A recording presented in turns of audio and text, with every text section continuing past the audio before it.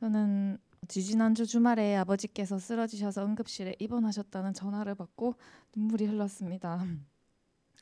감정적이고 다혈질인 성격 그대로 가족들에게 본인의 마음에 들지 않으면 언어적 폭력, 신체적 폭력을 잘 행하셨던 아버지를 저는 저주하기만 했었는데 벌써 이렇게 노쇠해졌다는 생각에 슬픈 생각을 가지고 고향인 대구로 내려갔습니다.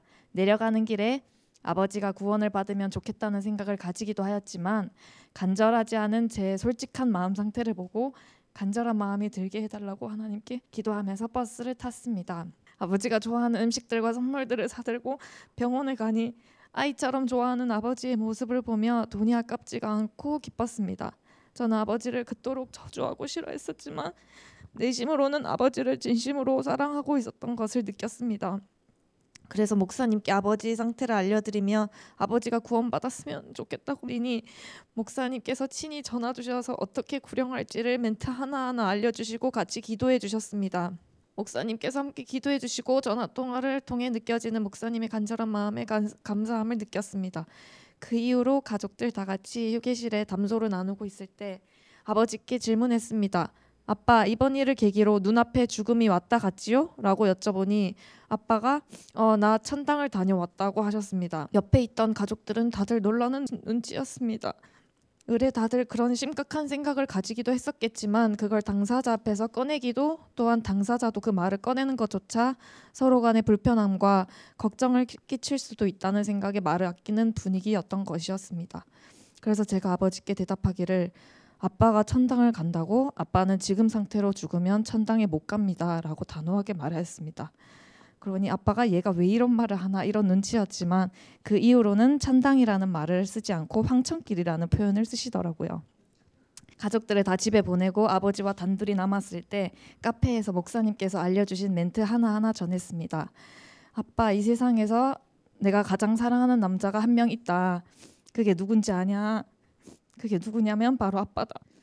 나는 아빠가 이 세상에서 가장 소중하고 정말 사랑하는 사람이다. 그래서 아빠가 이번에 쓰러지셨다는 말을 듣고 정말 마음이 아팠다. 근데 아빠는 만약에 곧 죽는다고 하면 어떤 게 제일 걱정이 되냐 그랬더니 아버지께서 남은 가족들이 걱정된다고 하셨습니다. 그래서 제가 아빠 남은 가족들은 전혀 걱정할 것 없고 아빠 죽고 나서가 문제고 걱정해야 할 부분입니다. 아빠는 죽고 나서 어떻게 될 것 같습니까?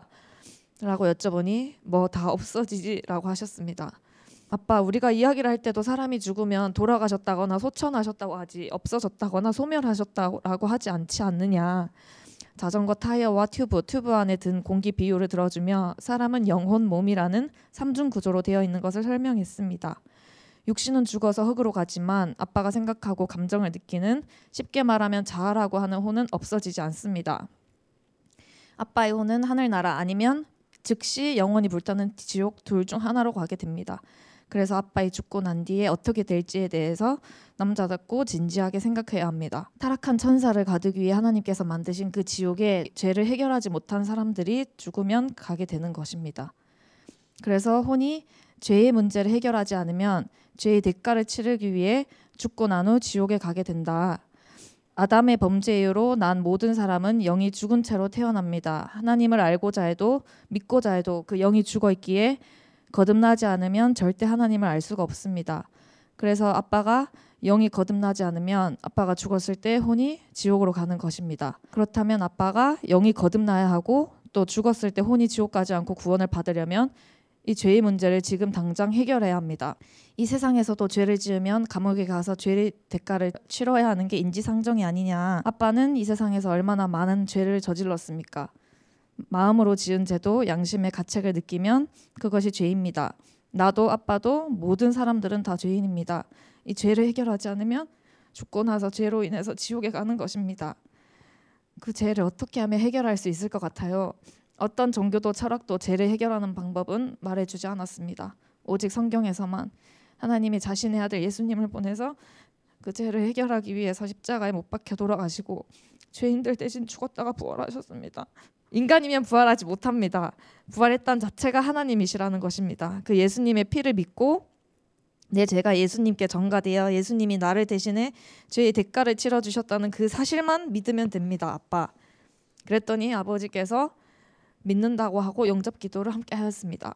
절대 무너지지 않을 것 같았던 아버지께서 함께 예수님을 구주로 맡겠다는 기도를 하시고 예수님이 이제 아버지의 마음에 구주로 들어오셨다는 말씀을 드렸을 때 아버지가 마음도 편해는 보이셨고 많은 종교도 있는데 왜 하나님만 구주시냐 등등 여러 가지 질문도 하였지만 제가 그 질문에 대한 답변도 해드리고 또 아버지께서 이 계기로 마음을 열고 자신이 진지하게 죄인이라는 것과 그 죄를 해결해야 한다는 사실을 알고 구원받을 수 있게 되어서 정말 기뻤습니다. 올해 3월 말에 처음 교회에 와서 목사님을 통해 구원받고 난 후 구령할 기회가 있었지만 구령을 하지 않았었습니다. 제가 너무 많은 종교와 이단 사이비에 다녔던 것을 가족들이나 지인들이 알았기에 저를 또 이단 사이비로 치부해 버리지 않을까 하는 두려움, 그리고 제 자신이 아직 육신에 이끌려 죄를 짓는 모습에 당당하지 못했었습니다.